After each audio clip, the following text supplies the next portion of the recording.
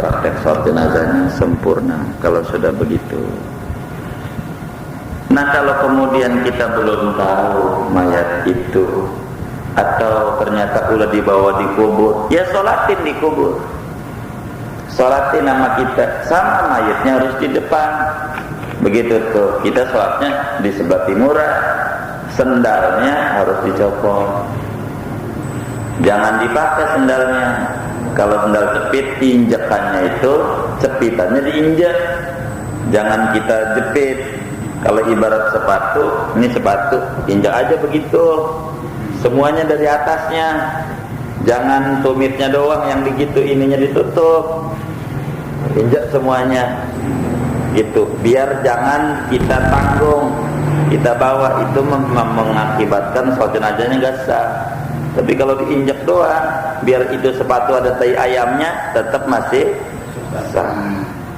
Itu begitu aturannya di dalam kita praktek jenazah. Nah, kalau kita salah, bagusnya pakai apa? Pakai wabarakatuh apa kagak? Ya, kalau mau pakai wabarakatuh enggak apa-apa. Ada ulama yang mensunatkan, Ibnu Hajar. Ada juga ulama yang enggak pakai wabarakatuh. Itu terserah mereka dah. Ya, kalau masalah wabarakatuh ini enggak usah diributin. Imam Ibnu Hajar, gurunya Fathul Muin, itu sunat pakai wabarakatuh. Ada juga ulama yang tidak mensunatkan. Artinya semuanya ada hadisnya. Enggak apa-apa pakai wabarakatuh. Begitu. Enggak pakai wabarakatuh juga enggak apa-apa. Salam dua kali. Assalamualaikum warahmatullahi wabarakatuh. Assalamualaikum warahmatullahi wabarakatuh. Ini adalah jamaah sekalian berbicara tata cara dan aturan daripada sholat jenazah. Mungkin ada yang ditanya kali, dari kita punya materi yang kelewat, kami mengupas mungkin begitu tuh. Silahkan. Wallahu a'lam. Kalau setelah kita selesai sholat jenazah itu doanya itu umum itu, doa apa aja itu boleh. Nah, yang penting doa mayat itu gitu ya. Dia biasanya lagi ke situ doanya. Biasanya doa yang panjang itu di tradisi di Jakarta itu dibacanya di salam, biar nggak terlalu panjang sholatnya, nggak dianggap imamnya ngantuk apa lama banget ya. Jadi dibacanya biasanya jojo yang kayak Allahumma firli hayyina wa mayyitina wa ghaibina wa hadirina wa takarina wa unsana wa saghirina wa kabirina. Allahumma man ahyaitahu minna fahya'al islam wa man tawafaitahu minna fatab. Itu doa-doa Nabi yang dibaca pada takbir ketiga semuanya itu. Begitu tuh. Iya. Cuman enggak yang di sono yang dibaca sama dia, kan Nabi ajarin doa di takbir ketiga itu banyak banget doa-doa Nabi. Jadi kalau ini udah dibaca pas salam enggak dibaca sama dia, bacanya ini begitu biar banyak gitu. Artinya biar semua doa Nabi dibaca. Tapi kalau kemudian kita enggak hafal, ya udah yang tadi di sono kedengar kagak makmum ya, yang kita baca ada tuh, ya udahlah kita baca. Kemudian enggak apa-apa, enggak doa juga enggak apa-apa. Mau udah habis gitu. Tapi kalau mau doa kayak begitu. Kita pernah benturan waktu asar dengan jenazah itu udah siap kita tuh. Pagi dulu apa saya dulu? Kalau masuk gitu, jenazah udah siap. Yang mana gitu?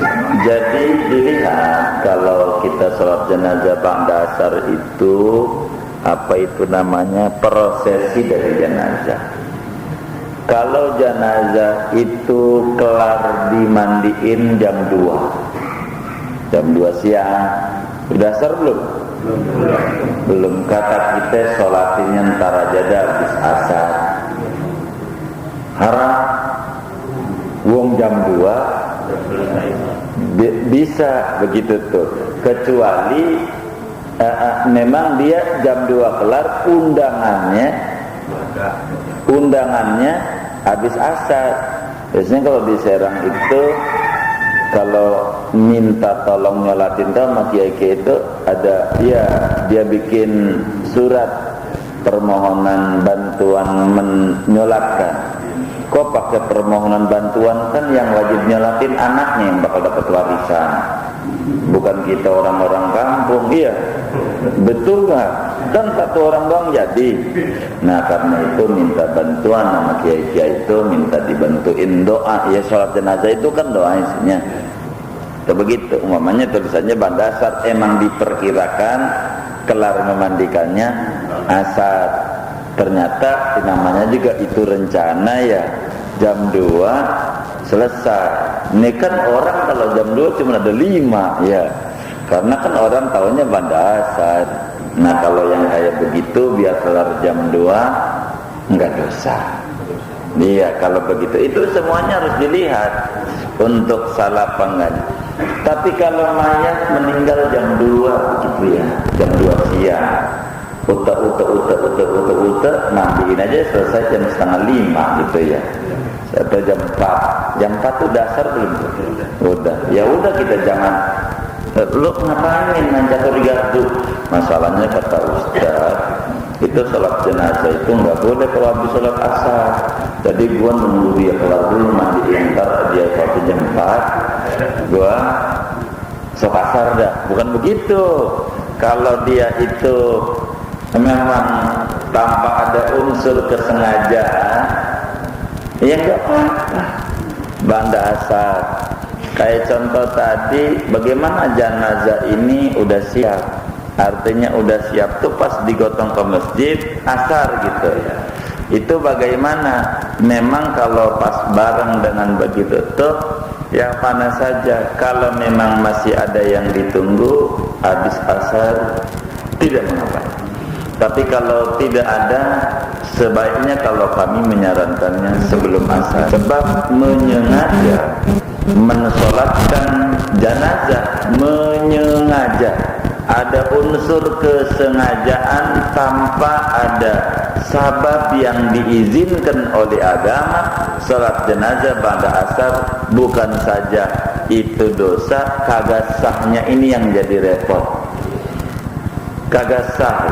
Salat jenazah pada asar itu tidak sah kalau tidak kemudian memenuhi persyaratan. Kalau memenuhi persyaratan enggak apa-apa. Yang diributi nama orang tuh kadang kurang ngerti. Kiai ini enggak boleh pada asar. Bukan pada asar, menyengaja. Udah tahu tuh mayat jam 2 bisa gitu disolatkan. Orang juga udah pada kumpul. Enggak, pokoknya pada asar. Itu kagak satu, kan kurang ajar banget. Namanya menantang agama.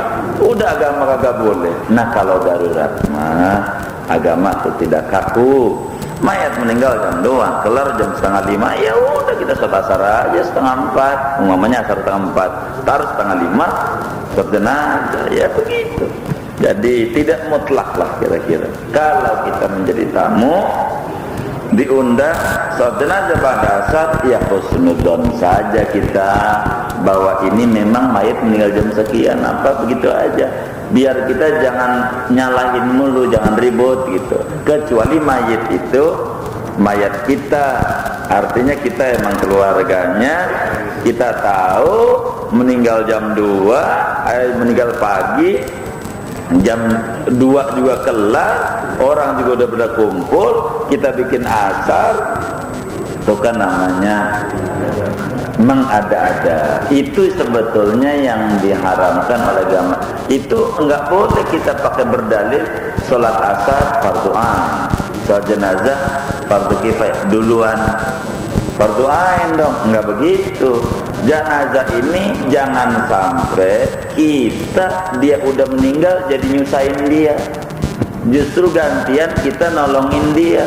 Itu mau dia pengen buru-buru dikubur, tar dulu gua belum asar, tar gua mau sholat dulu, lu diem aja di situ dah, lu diem aja. Itu yang nggak bagus. Justru dia harus ditolongin biar segera mungkin. Kenapa biar segera mungkin? Sebab mayat itu kalau sudah dimandiin ataupun orang udah pasti meninggal, enggak kedengeran dong sama kita, dia ngomong qaddimuni, keluarga cepetin dong gua, jangan begini, tersiksa gua. Itu begitu. Maka pidato nggak boleh 3 orang, 4 orang, lama mayitnya. Udah kalau yang pidato bukan buat mayit, pidatoin buat siapa dia? Buat yang hidup, ya mayit bawa aja ke kubur. Yang diceramai kan orang hidup, mayit itu dengerin juga kagak mayitnya. Begitu tuh mau dengerin juga bikin sedih aja. Mayit membawa aja, yang kita ceramain kan yang itu. Gitu tuh. Maka kalau dia mau itu harus ba'da asar ini. Kalau bertepatan dengan asar, ya jamaah itu udah siap, mayit di bawah, udah qomat, sholat aja udah qomat ya. Begitu tuh namanya udah siap kalau udah qomat, mayit taruh aja dulu. Tapi belum siap mah, timbang baru azan, orang belum kumpul, biasanya bisa azan setengah jam lagi datangnya, ya udah sholat jenazah dulu. Jadi dilihat aja kurang lebih begitu. Boleh. Baik, terima kasih. Ada 2 pertanyaan. Baik. Pertama mengenai salam. Apakah salam dalam sholat 5 waktu? Tadi kan yang disampaikan mungkin kalau yang mendengar mengenai salam dalam sholat jenazah boleh sampai panjang. Nah kalau sholat 5 waktu salamnya boleh sampai panjang juga atau tidak? Satu. Kedua, mengenai setelah kita selesai sholat jenazah, biasanya keluarga mengatakan mengenai kondisi jenazah, apakah kondisi jenazahnya baik dan sebagainya. Sementara makmum, sebagian makmum pernah menyaksikan dia berbuat maksiat. Apakah makmum tersebut akan bicara baik atau tidak, atau dengan bicara baik ada risikonya? Terima kasih. Assalamualaikum. Waalaikumsalam warahmatullahi wabarakatuh. Jadi kalau pertanyaannya apakah di luar sholat jenazah boleh kita salam sholat itu ditambah warahmatullahi wabarakatuh? Kalau pertanyaannya boleh, maka jawabnya boleh aja. Cuman pertanyaannya sunatkah begitu? Tidak gitu. Jadi kalau boleh saja ditambahin wabarakatuh, tidak jadi batal dan jadi rusak sholat 5 waktu tuh.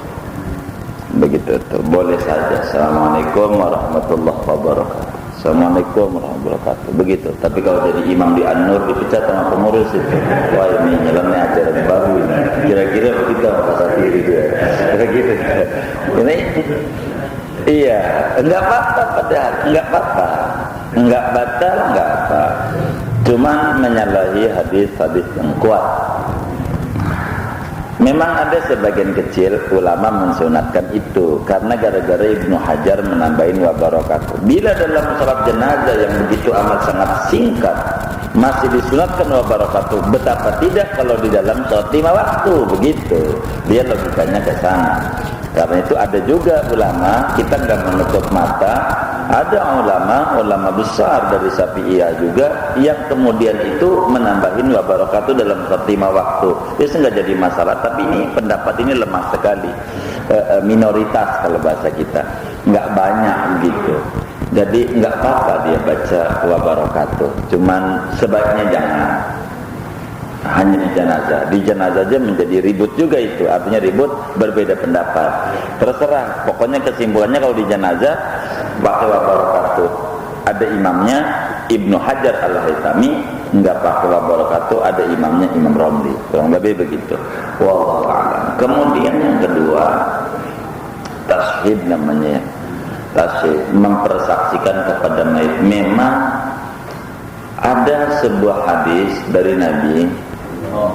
Begitu tuh, siapa orang meninggal kemudian dipersaksikan oleh 4 orang tetangganya, depan rumah, belakang, kanan, kiri, kan yang dekat begitu ya, bahwa dia orang baik, ya maka dia bakal dimasukkan ke surga. Nah, bagaimana teknis daripada tashhid ini? Tentu kan bertanya kita. Jangan kita menggiring, tapi disuruhnya bertanya. Jangan menggiring tuh memprovokasi. Begitu tuh bahasa lainnya. Mari kita saksikan mayit ini termasuk orang baik. Itu namanya menggiring orang.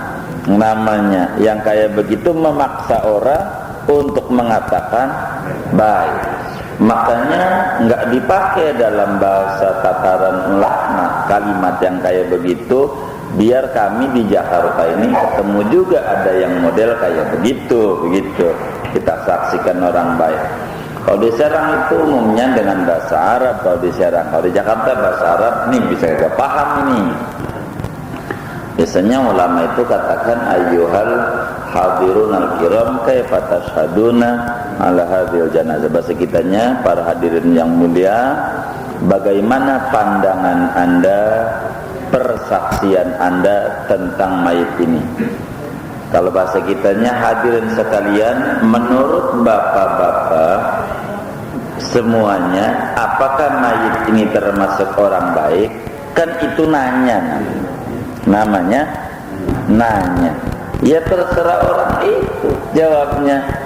Jahat ya nggak apa-apa, begitu baik nggak apa-apa, semuanya begitu, terserah dia. Suatu hari Nabi lagi ngajar, kemudian itu ada jenazah lewat, murra bi janazatin. Nabi dilewati jenazah. Kemudian sahabat pada bilang khair. Nabi bilang wajabat. Ada lagi jenazah lewat, Nabi bilang, sahabat bilang syar, dah bagus. Wajabat. Begitu Nabi. Semua jawabnya wajabat. Pasti masuk. Pasti. Karena itu bagaimana kita mengucapkan kalimatnya, ya terserah kita. Kita menurut kita tuh orang baik apa kagak, itu aja. Kalau kita orang baik, ya nanti dia bakal dapetin rahmat dari Allah. Menurut kita orang jahat, ya dia bakal dapat azab dari Allah, begitu. Karena manusia itu syuhadaullahi fil ardi, saksi Allah di bumi. Itu manusia. Ya kalau kemudian dia bengal, maka gak ibadah, mohon maaf, koruptor, jangan khair. Koruptor kok khair, syar. Kalau koruptor, enggak ada. Oh, iya. Ya kalau korupsi khair ya pantas korupsi merajalela. Wong korupsi kok baik ya. Begitu, ini kan kesalahan kita. Kalau orang mujahiruna bil fisqi, terang-terangan berbuat maksiat, sepantasnya kita enggak boleh ngomong khair kalau dia terang-terangan berbuat maksiat. Jadi bagaimana? Paling enggak abstain dah kita. Iya diam aja sampai iya kan dia kagak maksa nanya. Kan pilihannya A khair, itu B besar, C iya kagak pilih, ya terserah apa dan ibu kan kagak paksa. Pilih khair, kagak dikasih duit, ya. Pilih besar, iya juga nggak dikasih duit, dia terserah aja.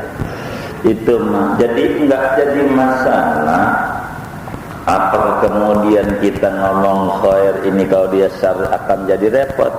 Ya kira-kira kalau kita tahu bahwa dia orang jahat nih, nah kita bilang khair, ya akan bermasalah. Tapi kalau orang jahat, tapi kalau orang pada umumnya kita, ada kalanya benar, ada kalanya belok-belok. Orang kita kan begitu. Kita jangan orang dulu dah diri kita dah, kan begitu ya. Miring-miring, kadang lurus, miring lagi. Ya udahlah, banyak baiknya. Ini hadir di majelis ilmu nih orang, di masjid saat berjamaah. Ya udahlah, apa beratnya sih? Habis dia saya pernah pada waktu dia ngorban gak ngasih sama kita, kan besar. Jangan karena kepentingan diri gitu. Jangan karena kepentingan diri, tapi kita berbicara secara umum. Jangan gara-gara dia nggak ngasih korban nama kita, pas mati besar. Karena itu namanya kepentingan diri. Ntar kita disalahin nama Allah ngomong sarnya itu. Karena itu kan besar karena lo kagak dapat korban. Kita yang akhirnya dihukum sama Allah gara-gara ngomong sar, gara-gara kita nggak kebagian daging kurban. Itu kan begitu. Jadi kita ngomong khair atau syar atau apa, intinya tasbih itu Tashhid adalah tashhid ini sunnah, hukumnya sunat. Nanya begitu tuh ada dalil-dalil dari Nabi, ada dalil-dalilnya.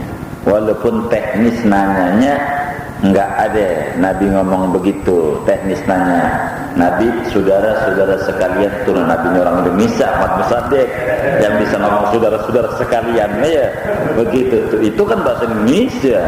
Itu enggak ada yang ngomong begitunya tuh, karena itu bahasa Indonesia. Namanya teknis, kita nggak usah ngeributin teknik. Yang penting prinsip ajarannya tidak menyalahi tuntunan Nabi. Kurang lebih begitu. Oh Allahu a'lam.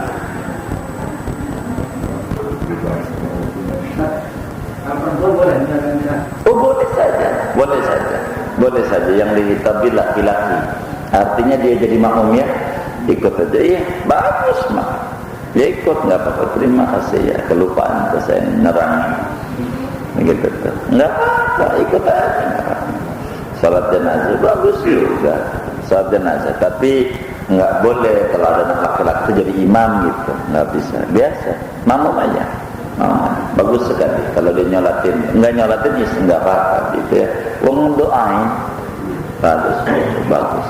Gitu tuh. Kalau sampai kemudian di kita tuh tidak menjadi tradisi, perempuan ini kan lebih banyak ngurusinnya perempuan gitu, begitu tuh. Itu kemudian enggak menjadi tradisi di masyarakat kita, perempuan salat jenazah. Ya kalau kita mau kerjain bukan karena enggak ada tradisi dilarang oleh agama, mana bagus perempuan salat jenazah. Wallahu a'lam.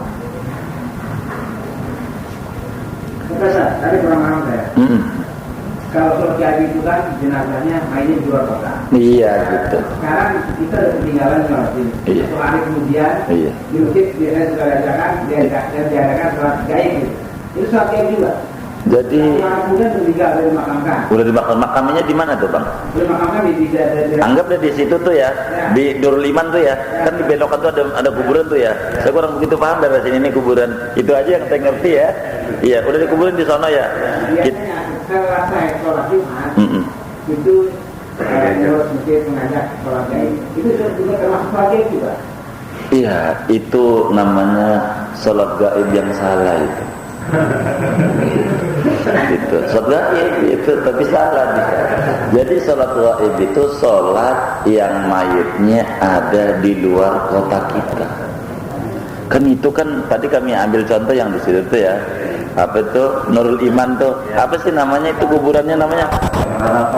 Kuburan Parung Serap. Oh iya, kuburan Parung Serap. Itu kita harus ke sono sholatinnya. Harus ke sono. Harus kita paranin. Kita baru tahu nih ya. Kita karena kita habis tugas di Irian Jaya. Akhirnya kita 3 bulan baru tahu teman kita meninggal. Sholatin di kuburannya masih disuruh oleh agama. Masih disuruh, tapi di kuburannya. Enggak boleh kita. Sholat gaibnya itu di sini gitu. Di sini. Ada yang meninggal di Marta, sholat gaib di sini. Kagak boleh. Kita datang harus, jadi itu bukan sholat gaib, salah ya. Jadi jangan begitu, ke depan itu kurang tepat itu. Dan memang sulit ya dijadiin dalilnya, kitanya nggak bisa tolongin gitu. Dulu ada kasus, ada seorang ulama meninggal di Kebayoran Lama, di Kebayoran, di pasar Kebayoran Lama, Jalan Mangga. Kemudian itu di mistik kawan kita. Kemudian itu sholat Jumat waktu itu karena hari Jumat, itu di mistik itu kemudian apa namanya ya habis Jumat kayak anggap di Maharta lah gitu ya, itu jaraknya kayak begitu dah tuh Maharta sama ini dah begitu. Nggak habis sholat Jumat ya satu gaib dari situ tuh, satu gaib buat orang yang di Maharta tuh ya, jadi salahin sama kita ya. Kenapa disalahin? Emang di kitabnya ada ketemu dia sholat gaib itu bukan mayitnya udah dikubur, tapi gaib itu mayitnya ada di kota lain, walaupun tidak 90 km, mungkin dari sini ke Bekasi begitu ya, yang jauh gitu. Bagi kita darurat menuju ke sana umpamanya, nah itu yang disebut ghaib. Jadi ghaib di sini tidak seperti jarak kosor, tapi jarak yang ada kami kita untuk mendatanginya itu cukup melelahkan lah gitu, memakan waktu yang lumayan panjang. Itu baru ghaib itu masuk. Kayak orang Jakarta itu untuk sholat mayit itu sepakat ulama itu masuk dalam kategori ghaib yang kayak begitu. Jadi salah gitu yang tadi itu kalau mayitnya ada di situ. Karena itu dia masuknya mayit hadir. Ini yang kebalik memang begitu. Kadang kita juga artinya orang yang bergerak di agama tuh nggak memahami kata-kata ghaib, kata-kata tidak ghaib. Dianggapnya kalau belum dikubur hadir, kalau dikubur ghaib, itu dianggapnya. Maka saya tadi berikan definisi biar kita mudah mencerna gitu. Saya berikan itu definisi itu, bukan saya punya definisinya, maksud saya ungkapkan materi definisi itu dalam rangka supaya kita jangan sampai salah arti ghaib itu apa. Jadi kalau kita kayak ghaib itu di luar kota kita Surabaya, wes kita menghadap kiblat aja, nggak usah mayat. Tapi kalau kayak kita di Parung Serah, kita menghadap kemari ya kagak bisa, menghadap ke sono sholat jenazah nggak sah, menghadap kemari nggak di depan. Kita harus datang aja ke sono bersama-sama sholat dah. Kalau enggak ya kalau kita begitu sulit karena tidak memenuhi persyaratan ya baca Fatihah aja. Mari baca Fatihah sebulan meninggal. Udah begitu. Itu namanya ketika kita sholat ini kurang memenuhi standar atau aturan. Kalau enggak begitu. Wallah.